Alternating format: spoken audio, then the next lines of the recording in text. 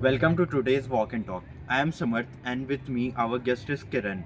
Today we are discussing on a very interesting topic. Is being your real self the best strategy for professional setting? So please welcome Kiran. Thanks, Amar. I think this is something all of us deal with. People say be yourself, but at work, it is not always that simple. We have different moods, different emotions, and we can't show them everything everywhere. Exactly. So being yourself, people feel like being whatever you feel like or saying whatever you feel like. But in my opinion, authenticity is the key to being yourself. That's true, right?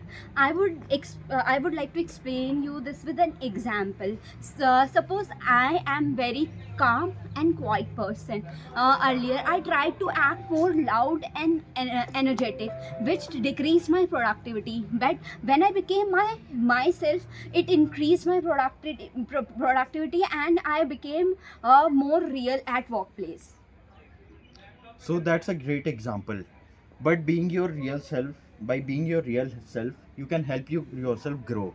So, but there are also times that being completely raw can adversely affect you. Is that right? Yes, true. Absolutely. If I'm stressed or I'm upset, I can't show at that emotion at my workplace because it will affect my work. Sometimes you have to hide your emotions and don't show yourself as you are at workplace. Well said. I believe we don't need to change our real selves, but we need to be more mature in the work setting. Yes, that is exactly true. Adapting does not means pretending. It just means you are aware of what movement needs, and you stay the same person inside, but you communicate at your best way possible at workplace.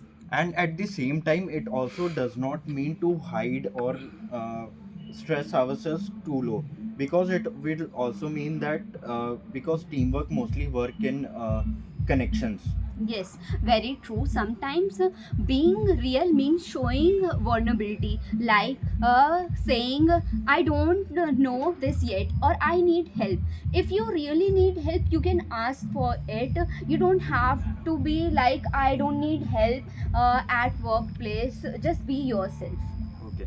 So, do you think authenticity and being emotional intelligence is related to each other?